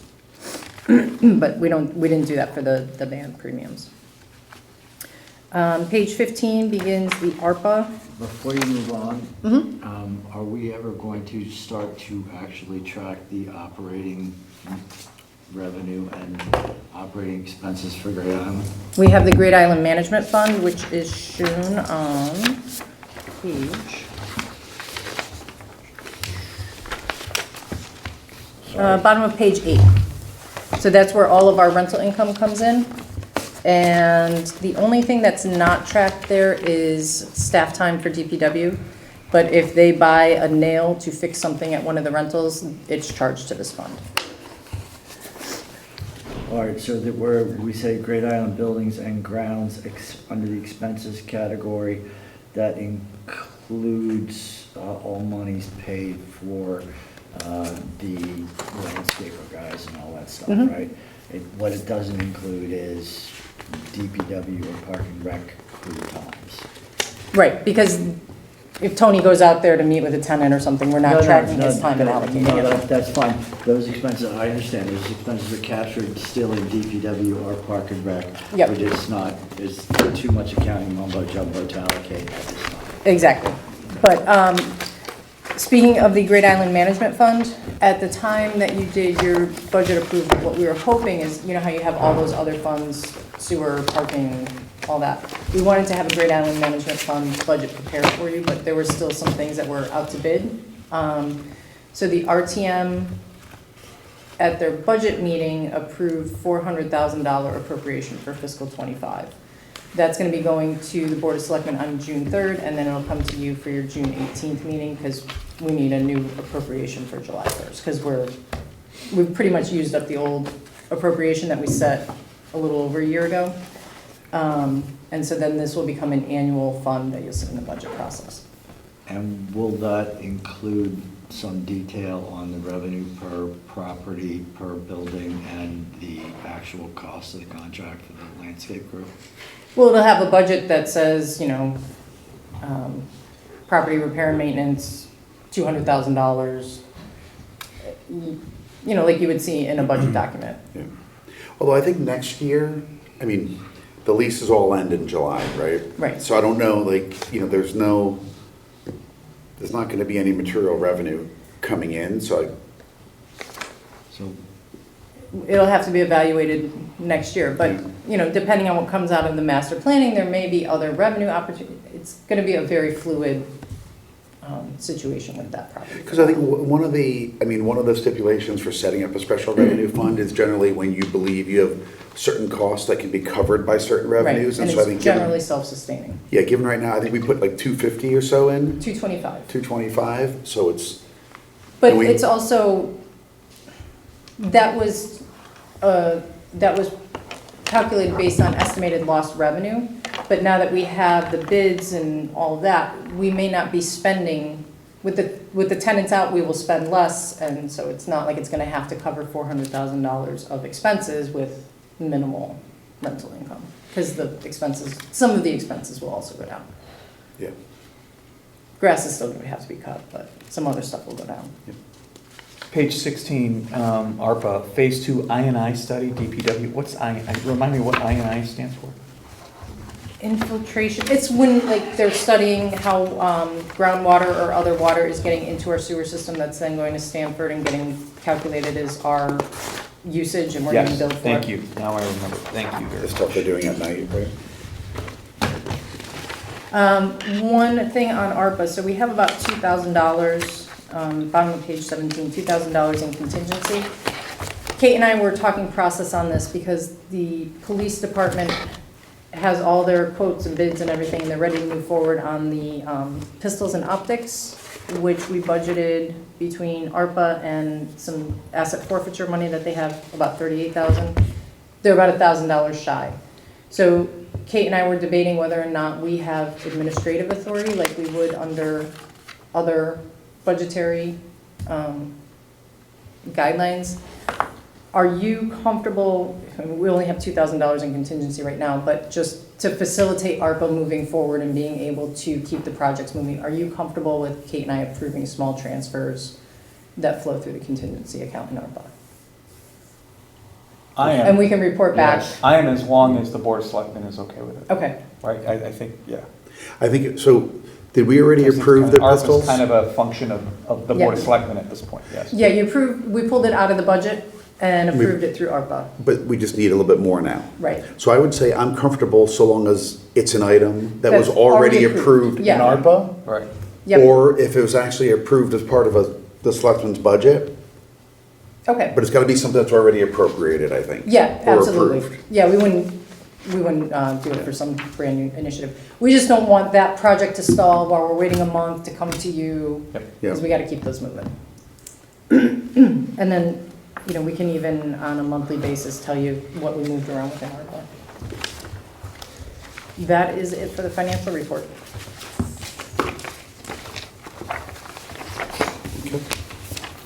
minutes. Can I ask an education question? Yeah, MRSA sales tax? Mhm. What is it? municipal revenue sharing account. So sales tax money goes in there and the state distributes it to us. It's a very odd formula, and distribution for general stuff, which is what we get, is third in line, and they don't have to give us anything. Okay. So we've gotten some, but we might not always. Right, and it's all, that is the one, if we exceed the state spending limit, that is the one that they reduce. Okay, we got 3 sets of minutes. Does anyone have any comments on either April 2nd, April 4th, or April 9th? I have a number of comments on April 9th. Okay, do you want to give those to Taylor and we can approve it at our next meeting? Or Well, I want to discuss them, make sure that my comments are reflect the recollection of everybody here. So on April 9th, on page 1, the last individual under public comment, Mr. John Cini, it says here he spoke in support of the Board of Education budget. My recollection is he clarified comment made earlier in public comment. He did not Yes, he did. assert any opinion on the Board of Education. That's correct. Correct. All right, So- how would you word it? Made a clarifying comment regarding an earlier, clarified An earlier comment. public comment made by a different individual. So that's the first one. Then on page 4, and this is voting on fund balance of $3.5 million. I'm sorry, keep going. David, did you make a motion that evening on the, to reduce the increase in the Board of Education budget by $1.5 million, or did you make no such motion? No. You didn't, okay. So the next point is, there's a line that says to reduce the increase in the Board of Education budget to $2 million, it should be by $2 million. Motion made by Ms. Carter, seconded by Mr. Cardone. So it shouldn't say to $2 million, it should say by $2 million. You're on page 4? I'm on page 4. Yeah, It's the second motion on the page. Do you see it? Yep. Okay. The next motion, to reduce the increase in the Board of Education budget by Yep. $2.25 million, was the motion that Mr. Palin made, because he'd already made a motion on 2.5. So when we made a motion for 2, he countered with to amend that to 2.25. There was no second. So that should be clarified, to reduce the increase in the Board of Education by $2.25 million. There was no second. Those are the corrections. So it should really be moved, that 2.25 motion should be moved up, I think, above the other one. No, it wasn't. No, this was is definitely correct. the order. This is Yeah. the order. Taylor moved 2, you moved to amend the 2 to 2.25. There was no second, so we voted on the 2. Okay. And anyway, yeah, so those are the only comments that I have. Good catches. It's nice to know somebody reads the minutes. I commented actually. You did? So now we can entertain a motion on all 3. And I totally missed that. That's all right. I'm like, actually, I caught that. As I'm amended. scared. Good catch. Hard to believe there was a mistake in those thousands of pages that you put together for us. Thank you so much. Okay. Entertain a motion to approve the April 2nd, April 4th, and April 9th regular meeting minutes as amended. Dan moves. John seconds. All those in favor? Unanimous.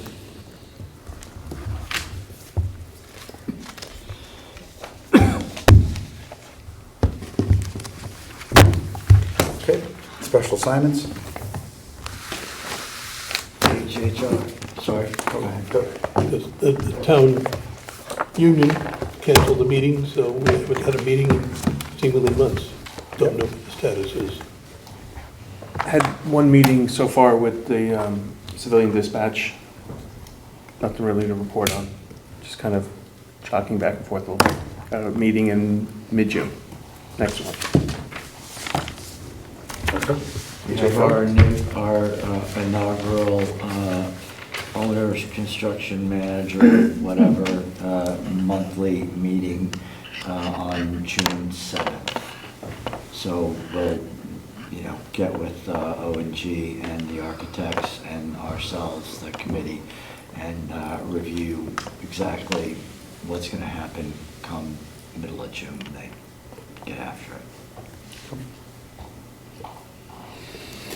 On Great Island Advisory Committee, I would just say, expand a little bit of what Monica said. The 4 firms that we ended up interviewing, I would just say, among the 16, like, top notch. I mean, for people that sort of submitted the RFP and that we interviewed and called down from RFQ were people from both coasts, all over, like, top firms that have done, like, top projects, like, across the country, and Europe and Asia as well. I'll say that, one of the things you may have heard Monica say in phase 2, one of the things was a very detailed sort of revenue and cost projections. And all 4 of the firms, and I think in particular the ones that we're generally leaning toward, had very skilled specialists that focused on creating like 30-year models around revenue and cost and so forth. And so I think from this board's perspective, about thinking about like what this could look like long-term, and also their ability to kind of grant writers and the ability to kind of help us search for grants at the federal and state and even in the sort of, private world. These are all sort of core pieces of the skill set. They all had like a guy or I should say an individual who was very focused on this. So I expect we'll make a decision in probably the next week or 2. And, obviously keep you guys updated on that. Jim, is in my imagination, but 16 is a pretty incredible number of bidders.